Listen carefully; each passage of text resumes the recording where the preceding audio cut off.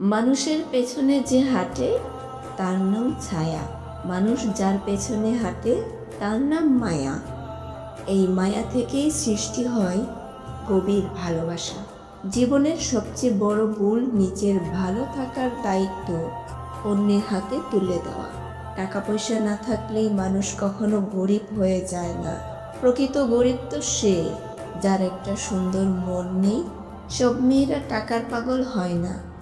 অনেক মেয়ে আছে যারা একটু ভালোবাসা পেলেই খুশি।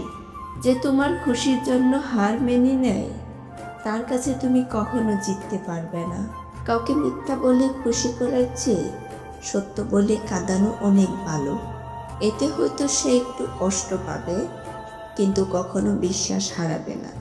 শক্তিশালী সেই ব্যক্তি নয় যে কুস্তিতে জয় হয়।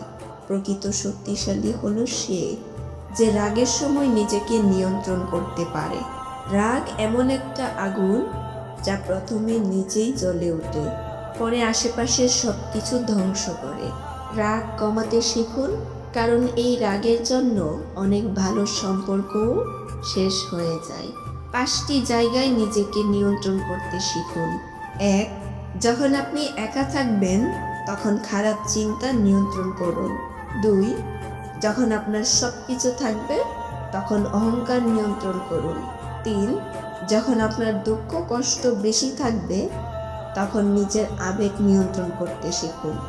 4. যখন বন্ধুদের সাথে আড্ডায় থাকবেন তখন নিজের জিহ্বাকে নিয়ন্ত্রণ করতে শিখুন। 5. আর যখন খুব বেশি রেগে যাবেন তখন নিজের শরীর আর মুখের নিয়ন্ত্রণ রাখুন। এখন থেকেই নিজেকে নিয়ন্ত্রণ করতে শিখুন, নইলে একদিন রাগ, অভিমান, আবেগ, অহংকার, অলসতা আপনাকে নিয়ন্ত্রণ করবে। পুরুষ মানুষ যতই সুন্দর হোক, যতই হ্যান্ডসাম হোক, যতই রিচ হোক, যতই বিজনেস ম্যাগনেট হোক না কেন, পুরুষ মানুষ যদি যত্নশীল না হয়, পুরুষ মানুষ যদি কেয়ারিং লাভিং পারসন না হয়, তার পার্টনারকে যদি সময় না দেয়, তাহলে তার কাছে কখনোই কোনো নারী আটকাবে না। শুধুমাত্র সৌন্দর্যের খাতিরে আর টাকা পয়সার বিনিময়ে কেউ কখনো ভালোবাসায় আবদ্ধ হতে পারে না।